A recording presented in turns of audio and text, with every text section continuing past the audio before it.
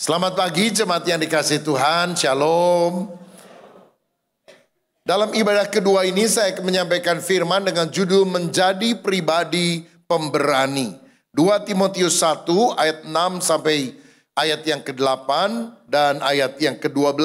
Demikian bunyinya. Karena itulah kuperingatkan engkau untuk mengobarkan karunia Allah yang ada padamu oleh penumpangan tanganku atasmu. Sebab Allah memberikan kepada kita bukan roh ketakutan, melainkan roh yang membangkitkan kekuatan, kasih, dan ketertiban.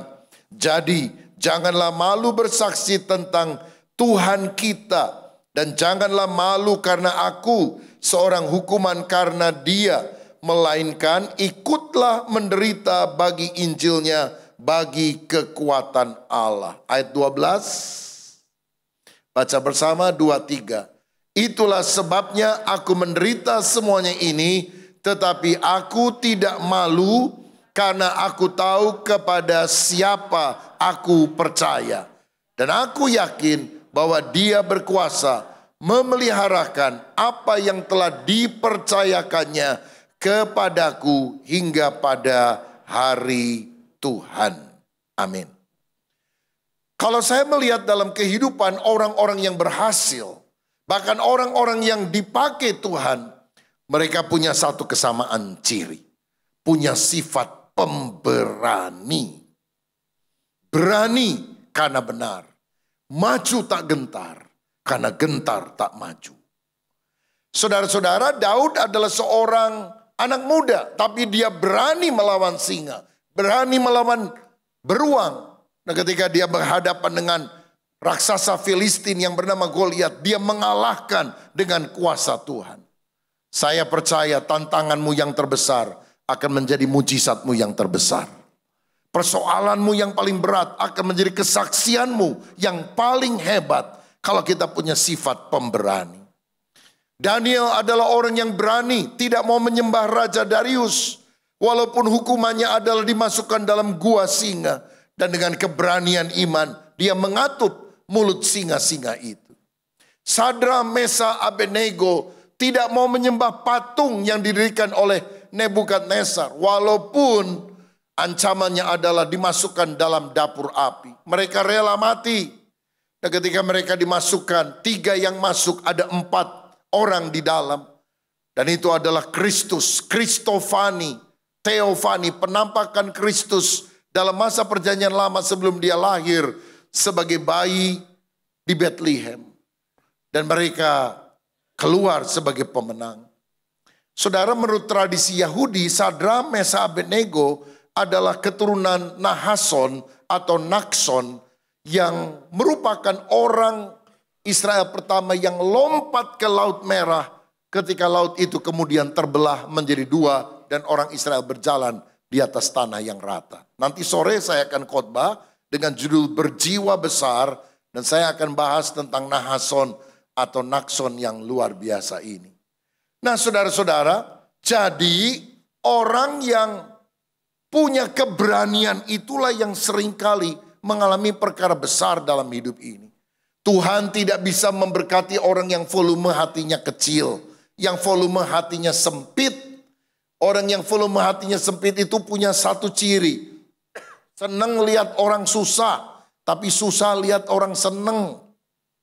Tuhan gak bisa memakai orang yang anu letik hati. Nah, kudu gede hati, harus besar hati.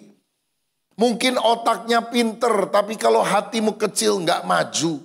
Mungkin relasimu banyak, hatimu kecil, tidak maju. Dalam segala hal dibutuhkan sifat pemberani. Dalam usaha mesti berani mengambil resiko. Orang yang gak berani mengambil resiko selalu ada di comfort zone, tidak akan mengalami perkara besar. Kita harus masuk pada faith zone, zona iman. Seperti Petrus baru bisa jalan di atas air kalau dia keluar dari perahunya dan itu beresiko. Tapi dia bisa berjalan di atas air. Dan saya mau bilang, tidak ada hidup yang tanpa risiko. Kalau saudara jalan, saudara punya risiko jatuh. Kalau saudara makan, saudara punya risiko mesti bayar itu makanan. Apalagi kalau makannya di restoran. Dan sudah makan, rasa lapar lagi. Kalau mau usaha, pasti ada resiko. Kalau nggak mau terima resiko, jangan hidup, saudara sekalian. Karena hidup ini pasti ada resikonya. Tetapi orang yang berani menanggung resiko, tidak gegabah dengan perhitungan, dengan iman, dia akan mengalami perkara besar dari Tuhan. Sayangnya banyak orang sekarang wajah preman tapi hati penakut. Wajah security tapi hati Hello Kitty. Gimana bisa maju kalau orang modelnya begini? Nah, menurut Kamus Besar Bahasa Indonesia, berani itu artinya mempunyai hati yang mantap, rasa percaya diri yang besar dalam menghadapi bahaya, kesulitan, dan sebagainya. Orang yang berani tidak takut, tidak gentar, tidak kecut hati dalam kehidupannya. Nah, karena itulah Tuhan menginginkan melalui perikop yang telah kita baca ini menjadi orang Kristen yang berani. Pertama, kita harus berani mengobarkan karunia Allah. Ayat 6 dan 7 tadi. Karena itulah kuperingatkan engkau untuk mengobarkan karunia Allah yang ada padamu oleh penumpangan tanganku atasmu. Sebab Allah memberikan kepada kita bukan roh ketakutan, melainkan roh yang membangkitkan kekuatan, kasih, dan ketertiban. Roh Kudus tidak membuat saudara jadi penakut. Roh Kudus membuat kita berani. Dia memberikan kuasa, power, kasih, love, dan ketertiban, sound mind, ketenangan hati. Kalau saudara mau pelayanan, gemeter, gelisah, berdoa minta Roh Kudus mengurapi. Dia akan memberikan ketenangan dalam jiwa kita sehingga kita bisa melayani dengan baik. Dia akan memberikan kasih dalam hati kita. Kalau kita lihat ada orang yang membutuhkan, kalau ada orang yang perlu mendengar Injil Kristus, walaupun mungkin kita belum punya pengalaman, kalau kasih itu menguasai kita, rasa malu hilang. Karena kasih akan menyelimuti hati kita untuk membagikan kabar baik itu kepada orang lain. Dia juga memberikan kuasa, kekuatan, power untuk kita bisa mengatasi segala kebimbangan di dalam hati kita. Saya percaya Tuhan mau memakai saudara. Saya percaya Tuhan punya rencana besar dalam hidup saudara. Dan Tuhan tidak pernah memanggil seseorang tanpa memberikan kemampuan kepada kita untuk melakukan apa yang menjadi perintahnya. Yang penting jangan takut menggunakan karunia, talenta yang Tuhan berikan kepada kita. Alkitab mencatat satu kali hamba Tuhan yang luar biasa namanya Musa mati. Musa hamba Tuhan itu mati. Maka berkatalah Tuhan kepada Yosua abdi Musa. Siapkan dirimu sekarang. Kamu yang harus memimpin orang Israel menyeberangi sungai Yordan. Saudara tahu, Yosua itu minder. Yosua ketakutan karena dia nggak selevel sama Musa. Siapa Musa? Orang yang pernah berhadapan muka dengan Tuhan. Siapa Musa? Orang yang menerima 2 loh batu. Yang tulisannya langsung ditulis oleh jarinya Tuhan. Saudara-saudara, siapa Musa? Sampai hari ini orang Yahudi menganggap nabi terbesar adalah Musa, bahkan bukan Isa. Siapa Yosua? Yosua adalah abdi Musa, bujangnya Musa. Jauh benar gelarnya. Ini hamba Yahweh, hamba Elohim. Ini adalah abdi atau bujangnya Musa. Jadi dia merasa kecil hati. Mana mungkin? Musa aja nggak bisa menyeberangi sungai Yordan, membawa pada tanah perjanjian cuma di perbatasan. Siapa saya? Tapi Tuhan bilang gini, Yosua 1 ayat 9. Bukankah telah kuperintahkan kepadamu, kuatkan dan teguhkan hatimu. Janganlah kecut dan tawar hati, sebab Tuhan Allahmu menyertai engkau kemanapun engkau pergi. Aku yang memampukan engkau. Yang penting kamu jangan takut, jangan kecut tawar hati. Aku menyertai engkau. Dan ketika Musa dan ketika Yosua mentaati perintah Tuhan, orang Israel itu masuk tanah perjanjian bukan karena Musa, tapi karena Yosua. Dan di Yosua fasa terakhir, gelar Yosua, abdi Musa, bujang Musa, berubah menjadi hamba Tuhan. Musa hamba Tuhan, Yosua hamba Tuhan, dia punya kedudukan yang sejajar. Ketika apa? Tuhan menyertai dia, Tuhan mengangkat dia, dan dia tidak perlu takut. Saudara-saudara, saya percaya Tuhan memberikan kepada kita karunia, talenta yang berbeda-beda. Ada yang dapat 1, ada yang dapat 2, ada yang dapat 5. Ayo dikembangkan, 5 jadi 10, 2 jadi 4, 1 dikembangkan, minimal jadi 2. Jangan disimpan di dalam tanah, jangan tidak dipakai, karena itu akan mendatangkan murka Tuhan di dalam kehidupan kita. Yang penting kalau kita mau dipakai Tuhan, kita harus bersedia dan berlatih. Tuhan tidak cari orang yang bisa, dia hanya cari orang yang bersedia. Tuhan tidak cari orang yang mampu, dia cari orang yang mau. Maukah kita berkata, ini aku, utuslah aku untuk melayani Tuhan. Kalau saudara datang ke gereja dan selama ini hanya datang dengar khotbah, dilayani dalam pujian, penyembahan dan sebagainya, engkau belum terlibat dalam pelayanan di sekolah minggu, pelayanan di remaja, pelayanan di pemuda, pelayanan di ibadah kategorial yang lain, pelayanan di kelompok sel, pelayanan di masyarakat. Layanilah Tuhan. Tuhan ingin saudara mengobarkan karunia rohani. Yang penting jangan malu, jangan takut, bersedia dan berlatih. Salah-salah awal-awal nggak apa-apa.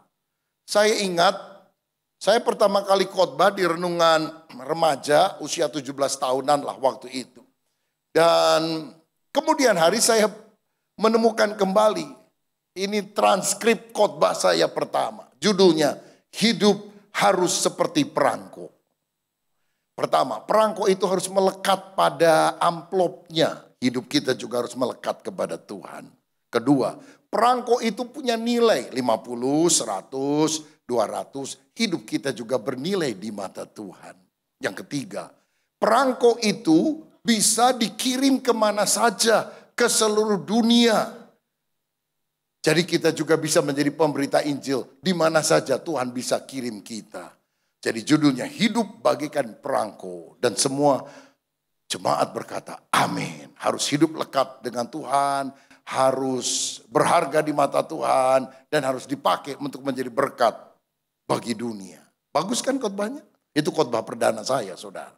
Setelah saya sekolah Alkitab, saya sadar khotbah itu salah. Karena nggak ada ayat yang berkata hidup bagaikan perangko. Di mana ayatnya, saudara sekalian? Aduh, salah juga ya saya. Tapi nggak apa-apa, namanya juga belajar. Ada orang habis kelompok sel temennya bilang, aduh saya sakit kepala, bisa doain saya nggak? Oke teman-teman, kita doain ya. Ini nggak ada pendetanya, cuma sesama anggota komsel. Langsung dia doa. Dalam nama Yesus, kepala hilang katanya. Orangnya langsung waras, saudara. Takut doanya dikabulkan Tuhan. Maksudnya bukan kepalanya, sakit kepalanya. Ya latihan. Itu masih nggak berapa, namanya juga jemaat. Pendeta aja bisa salah. Seorang pendeta tua sudah senior diminta doakan jemaat. Om saya sakit tolong doakan. Oke kita doa. Langsung dia angkat tangan. Majelis mengelilingi dia. Dan pendeta berkata, oleh bulir Yesus sembuh. Begitu amin. Majelisnya bilang, salah om. Bukan bulir, bilur. Iya salah. Tapi gak apa-apa, Tuhan tahu hati saya. Oleh bulirnya saja orang ini sembuh. Apalagi oleh bilurnya katanya. Saudara-saudara bisa salah. Saya waktu sekolah Alkitab di Seminari Bethel Petamburan Jakarta tahun 1983. Kalau weekend itu harus pelayanan ke gereja-gereja, saudara. Saya kadang pelayanan main piano di GBI Petamburan dekat dengan sekolah. Satu kali ada teman saya disuruh mimpin pujian. Dan waktu dia mimpin pujian, dia angkat suara, bagus sih pelayanannya. Sampai lagu terakhir. Mari kita nyanyikan lagu terakhir untuk menyambut firman Tuhan. Tuhan adalah gembalaku. Zaman itu lagu itu lagi ngetop. Tuhan. Gimana? Tuhan adalah gembalaku. Takkan kekurangan aku. Kan begitu.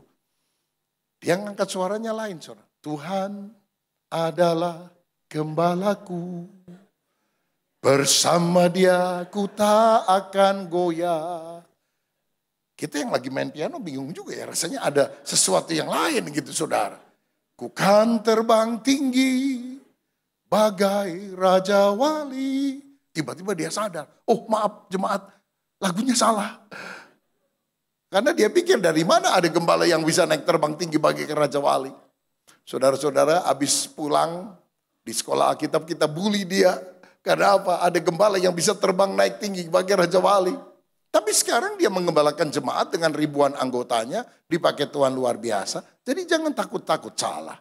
Layani Tuhan. Tuhan beri karunia, talenta kepada saudara. Gunakan, kobarkan untuk kemuliaan nama Tuhan. Pasti Tuhan akan mengurapi kita secara luar biasa. Kedua, kita harus berani bersaksi. Ayat 8 berkata, jadi janganlah malu bersaksi tentang Tuhan kita. Roma 1 ayat 16, sebab aku mempunyai keyakinan yang kokoh dalam Injil. Karena Injil adalah kekuatan Allah yang menyelamatkan setiap orang yang percaya. Pertama-tama orang Yahudi, tapi juga orang Yunani. Kalau saudara mengajar pelajaran di sekolah umum, matematika, fisika, kimia, alias mafia, orang dari nggak tahu jadi tahu. Tapi kalau saudara mengajarkan Injil Yesus, orang dari binasa mestinya masuk neraka, selamat masuk ke dalam kerajaan sorga. Makanya firman berkata, jangan takut bersaksi, karena Injil adalah kekuatan Allah yang sanggup menyelamatkan setiap orang yang percaya. Dan ayat berikut 9 dan 10 berkata, keselamatan itu bukan karena kekuatan kita, kebaikan kita, semata-mata karena anugerah Tuhan. Dikatakan dialah yang menyelamatkan kita dan memanggil kita dengan panggilan kudus, bukan berdasarkan perbuatan kita, melainkan berdasarkan maksud dan kasih karunia-Nya sendiri yang telah dikaruniakan kepada kita dalam Kristus Yesus sebelum permulaan zaman, dan yang sekarang dinyatakan oleh kedatangan Juru Selamat kita Yesus Kristus, yang oleh Injil telah mematahkan kuasa maut dan mendatangkan hidup yang tidak dapat binasa. Agama mengajarkan lakukan ini, lakukan itu, mudah-mudahan kamu selamat. Tapi Injil mengajarkan bahwa Tuhan menyelamatkan bukan karena kebaikan kita, tetapi karena kasih karunia-Nya. Bagi orang yang mau percaya kepada Yesus, yang mati disalib untuk menebus dosa kita akan diampuni. Agama membuat kita bangga dengan apa yang kita lakukan. Injil membuat kita bangga dengan apa yang Yesus lakukan. Ceritakanlah Yesus kepada orang-orang di sekitar kita. Mungkin saudara sudah tahu keluarga kami dulu bukan keluarga Kristen. Orang pertama dalam keluarga yang bertobat adalah ibu dari nenek saya. Dan ketika itu tinggal di Pangkalan Bun, Kalimantan Tengah, seorang misionaris datang. Lalu kemudian dia mulai datang percaya kepada Yesus. Suaminya marah, anak-anaknya marah. Tapi dia tetap setia untuk cerita tentang Yesus. Orang kedua dalam keluarga yang bertobat adalah ayah saya. Setelah itu satu demi satu anggota keluarga famili dekat 100 orang lebih diselamatkan percaya kepada Yesus Kristus. Melayani, banyak yang terpanggil jadi hamba Tuhan. Tapi kita tidak bisa menyombongkan diri karena yang Tuhan pakai dalam keluarga kami hanyalah seorang nenek tua yang sangat sederhana. Dan di makamnya ada tulisan, Oma yang terkasih, pelopor iman Kristen dalam keluarga kami. Saudara, Tuhan bisa pakai orang yang sederhana untuk memenangkan seluruh keluarga dan familinya bagi Yesus. Jangan pernah malu bersaksi tentang Yesus Kristus. Dan selama kita masih ada kesempatan, layani Tuhan di kota dimanapun kita berada. Kalau ada pelayanan misi di mana saudara bisa melayani, saudara juga ikut terlibat di dalamnya. Beberapa minggu yang lalu saya ada di kota Kupang karena saya meresmikan klinik Sehati. Sehati itu singkatan Sehat Indonesia. Dan tahun ini kita punya target mendirikan 10 klinik di 10 provinsi Indonesia. Bulan Juli 29 itu klinik ke-7. Masih ada beberapa bulan dan kita akan tuntaskan 10 klinik seluruh Indonesia pada tahun ini. Tahun depan kita harapkan lebih banyak lagi klinik yang dibuka. Nah saudara-saudara, saya datang dan juga ada tim dokter dari Jakarta. Yang kemudian besoknya dengan kapal cepat kami melanjutkan perjalanan ke Pulau Rote. Pulau Rote adalah pulau yang paling selatan dari Indonesia. Dari Sabang sampai Merauke, dari Miangas sampai ke Pulau Rote. Dan dilakukan pengobatan gratis di 3 gereja, GBI, Gemit, dan 1 gereja yang lain, saya agak lupa. Dan saya hanya 1 hari melayani di Kupang, 1 hari di Rote, tapi tim melayani sampai beberapa hari. Waktu saya dan rombongan tiba, disambut di kantor bupati, saudara-saudara dapat topi kebanggaan daripada masyarakat NTT dan juga pakai baju adat yang ada. Nah, pulangnya saya pakai pesawat kecil dan gambar tengah ini saya foto, lalu saya kirim ke keluarga. Satu anak saya bilang, "Pi, kenapa naik duduknya di belakang?" Apa itu? Dipikirnya naik oplet, saudara sekalian. Itu naik mobil zaman dulu tuh. Saya bilang pintunya cuma 1 dari belakang. Ya itu yang paling cepat dengan pintu keluar. Karena ini bukan mobil tahu, ini pesawat. Oh pesawat ya, dipikir mobil. 9 orang yang berangkat pulang hari itu, 7-nya bule. Hanya saya dan 1 rekan pendeta dari Jakarta yang orang Indonesia sini, saudara-saudara. Lalu saya tanya sama bule-bule itu, "Anda kesini itu ada apa?" Saya rasa banyak di antara saudara, hampir semuanya mungkin belum pernah ke pulau paling selatan di Indonesia, ke Pulau Rote. "Anda kesini ngapain?" "Oh, kami cari tempat surfing, berselancar. Katanya yang paling bagus di dunia, yang pertama Hawaii, yang kedua adalah di Rote, di pantai Nembrala, ada yang bilang Mentawai, nggak tahu lah nomor berapa ini." Saudara-saudara, jadi saya pikir-pikir ini bule datang dari Australia, ada yang datang dari Amerika, ada yang datang dari Eropa. Karena waktu kita naik kapal, waktu berangkat lebih banyak bule juga yang berangkat daripada yang naik di pesawat tersebut, saudara. Ngapain Anda? Kita cari tantangan, cari itu, wung, wung. Wah orang Tasik mau wung, wung, siun, saudara-saudara. Cari penyakit ini saudara, berani. Saya pikir dalam hati, luar biasa. Ini orang jauh-jauh datang hanya untuk coba surfing. Mengapa kita tidak berani jauh-jauh datang memberitakan Injil Yesus Kristus yang membawa pengharapan, membawa keselamatan, membawa orang dari neraka menuju sorga. Ada waktunya kita ditolak, ada waktunya kita diterima. Tapi setiap orang yang menerima berita Injil, dia akan diselamatkan. Saya pernah ada jemaat sakit di rumah sakit, saya datengin. Saya ajak ngobrol, saya kuatkan imannya. Lalu saya bilang, "Kita doa ya." Oke. Kebetulan di sampingnya, karena itu bukan kelas yang bagus, yang biasa saja. Kalau nggak salah ada 4 orang di sana. Lalu saya tanya sama si bapak yang ada di sebelahnya, "Pak, sakit apa?" Terus setelah ngobrol sebentar, "Saya pendeta, boleh nggak saya doa? Ini kebetulan ada jemaat yang mau didoakan." "Oh ya silahkan, saya doain saudara-saudara." Orang kalau lagi susah perlu doa. Tapi pernah sekali, "Saya mau doakan Pak ya."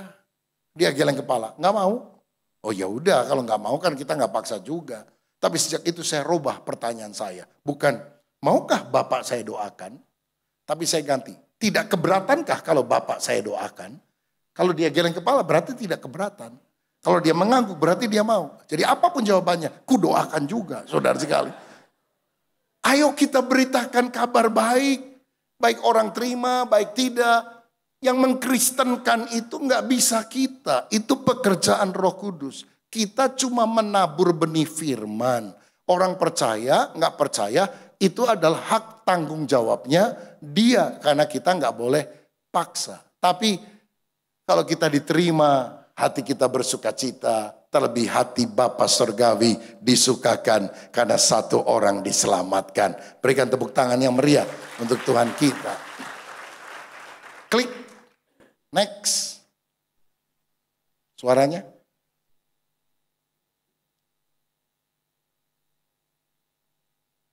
Ini waktu saya disambut di kantor bupati.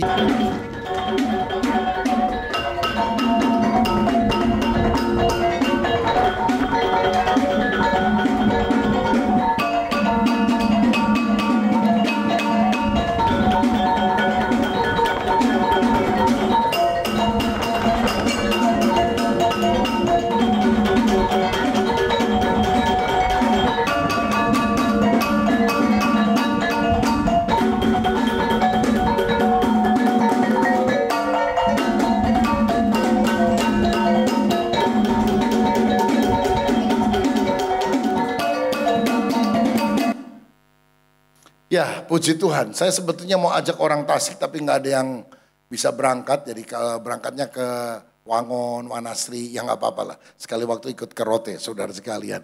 Luar biasa. Berapa kali saya pergi ke Papua, hampir seluruh kota besar Papua pernah saya kelilingin. Dan kalau masuk ke daerah pedalaman seperti Wamena, kita selalu disambut dengan apa? Bakar batu, itu babi yang paling gede, saudara-saudara. Dimasak pakai batu, lalu saya suruh dibuka begitu krek, lalu saya suruh potong dari atas sampai bawah krek begitu. Waduh, menyeramkan juga, saudara. Saya tidak pernah lakukan di Pulau Jawa, tapi ya harus dilakukan di sana. Itu lemaknya ada di mana-mana. Nah setelah itu bagian paling besar diberikan kepada saya. Aduh, saya pikir gimana makannya ini. Percayalah, babi kecap lebih enak, saudara-saudara. Tapi kan kita harus menghormati. Akhirnya saya bilang, minta maaf Pak, saya nggak bisa makan banyak-banyak. Nanti kolesterol, minta maaf Pak. Jadi saya ambil dikit aja saudara sekalian. Yang lain buat bapak-bapak aja Po, bawa pulang, ibu-ibu bawa pulang ke rumah. Akhirnya, oh gitu ya Pak, kolesterol ya. Iya kalau kebanyakan gitu. Ada yang ngomong, ada penawarnya Pak. Saya bawakan ya, dibawakan apa? Sprite. Saya baru tahu, nggak tahu apa benar atau enggak, kata orang Papua, Sprite itu penawar daripada kolesterol. Maka minumlah saya. Tapi saya nggak pernah yakin tuh ya, masa kolesterol bisa hilang gara-gara Sprite. Nah malamnya setelah pelayanan kita diundang ke restoran, makanannya enak nih. Ada udang namanya udang selingkuh, jadi mirip udang tapi juga mirip kepiting begitu. Jadi disebutnya udang selingkuh, kepiting sama udang. Gede gitu saudara. Begitu dimasak enak, waduh saya makan. Makan lagi, tiba-tiba yang tadi bawa Sprite ngomong, loh Pak katanya kolesterol, kenapa kok makan? Ini kolesterol tinggi, waduh. Hikmat Tuhan bekerja. Tapi kan sudah minum penawarnya tadi, sudah ada Sprite, jadi sudah hilang itu penyakit, saya bilang. Saudara-saudara, sesuatu yang menyenangkan kalau kita bisa jadi berkat. Saya pernah masuk ke pedalaman, ini sudah cukup lama, dan kemudian ada sebuah gereja yang sedang dibangun, lama sekali, nggak selesai-selesai. Karena kalau kita beli semen di sana, harganya hampir 10 kali lipat dari yang di Jawa. Satu sak semen di Jawa kira-kira 60.000, di sana 550.000, saudara-saudara. Nah akhirnya kita berikan bantuan, nah kebaktiannya itu masih di Honai dapur. Jadi itu rumah tradisional mereka, dapur bersama-sama, dan semuanya seperti rumah panggung ya di atas. Nah ini di kolongnya, di bawah. Dan gak bisa, ayo kita berdiri memuji Tuhan, gak bisa saudara. Harus jongkok terus, kenapa? Karena pendek, kalau kejeduk begitu saudara.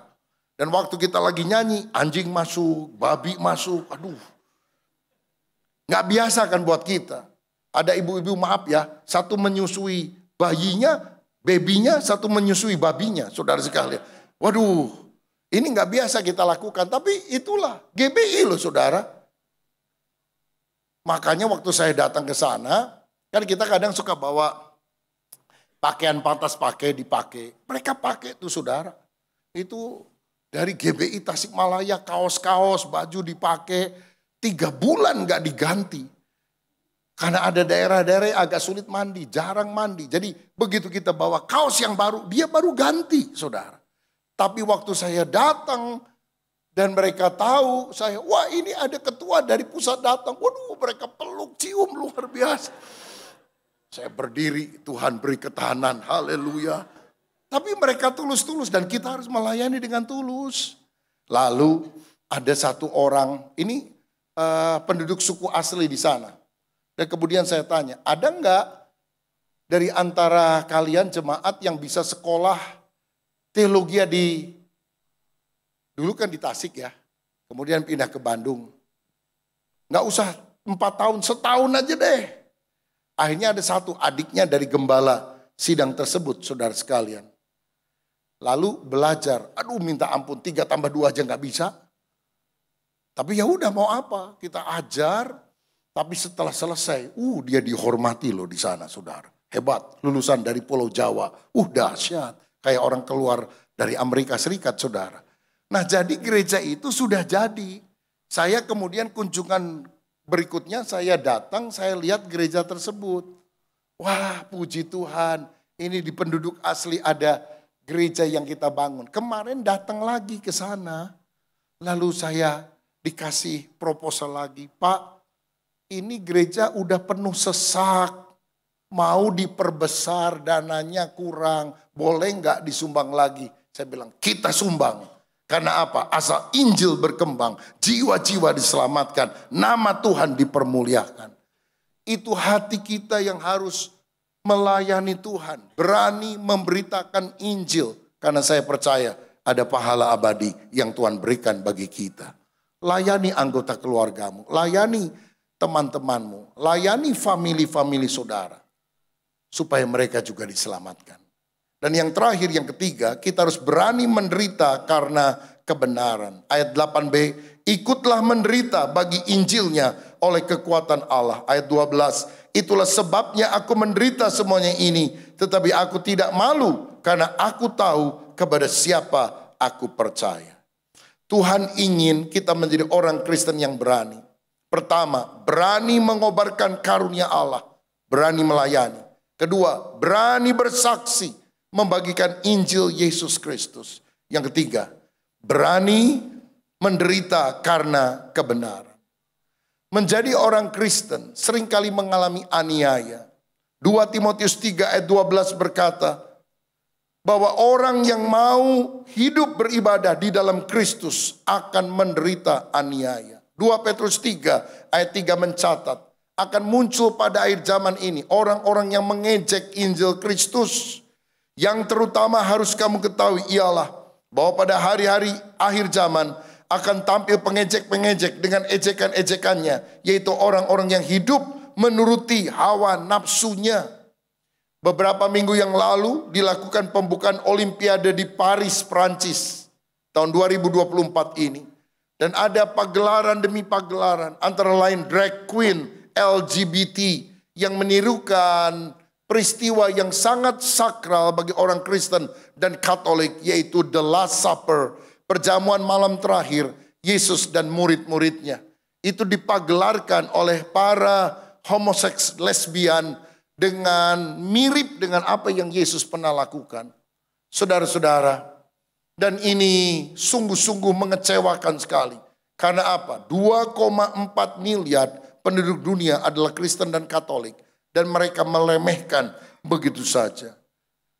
Dan beberapa orang tanya, kenapa yang diserang selalu Kristen? Kenapa yang diserang selalu Kristus?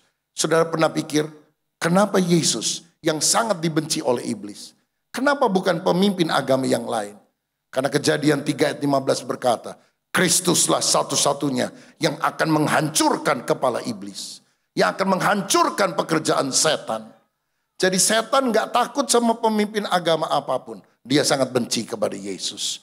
Saya percaya Yesus adalah satu-satunya Tuhan, Allah yang benar. Setiap lutut akan bertelut. Semua lidah akan mengaku Yesus adalah Tuhan. Dan saya bersyukur ketika para atlet itu mulai berlomba. Banyak atlet-atlet Kristen yang menang medali emas. Dan mereka berkata, saya mau berterima kasih kepada Tuhan Yesus. Jadi acara awal meremehkan Kristus dan orang-orang percaya. Tapi dari medali lepas medali, banyak sekali orang-orang Kristen yang berani bersuara. Dan kami memberikan segala hormat bagi Yesus Kristus. Saudara-saudara sekalian, karena itu mari kita berani untuk berkorban bagi Kristus, menderita karena kebenaran. Kristus rela disalib, no cross, no crown, tidak ada salib, tidak ada mahkota. Mari kita juga berani memberitakan Injilnya. Nah, kalau kita belum mengalami penderitaan, setidaknya berkorban. Jadi orang Kristen bukan hanya ingin terima sesuatu, tapi berkorban untuk kemuliaan nama Tuhan. Korban waktu, korban tenaga, korban biaya. Bendahara kasih tahu saya, kita kan baru beli tanah-tanah di sebelah saudara untuk perluasan tempat parkir. Masih utang Pak ratusan juta. Saya percaya jemaat Tuhan juga bisa berkorban bersama-sama berkontribusi untuk melunaskan semua yang ada. Karena semua untuk pelayanan pekerjaan Tuhan yang kita bisa nikmati bersama-sama fasilitasnya. Saudara bisa kasih persembahan pembangunan atau ambil kertas kecil, tulis nama saudara, jumlah yang saudara mau kasih, kemudian berikan kepada pengurus supaya dalam waktu singkat semuanya bisa diselesaikan dengan baik. Saudara, mari kita berani menderita karena kebenaran, mulai dari berani berkorban untuk pekerjaan Tuhan. Ketegangan politik di akhir zaman terjadi. Biar kita lebih kuat di dalam iman dan berkata, aku tahu kepada siapa aku percaya. Aku hanya beriman kepada Yesus yang memberikan aku kemenangan di tengah segala tantangan. Hari ini saya mau berdoa untuk saudara. Jadi orang yang berani. Berani mengobarkan karunia roh. Berani bersaksi. Berani menderita karena kebenaran. Atau setidaknya berani berkorban.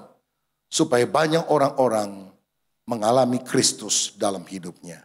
Selamat siang, Tuhan Yesus memberkati kita semuanya. Haleluya, puji Tuhan. Mari kita berdiri bersama-sama.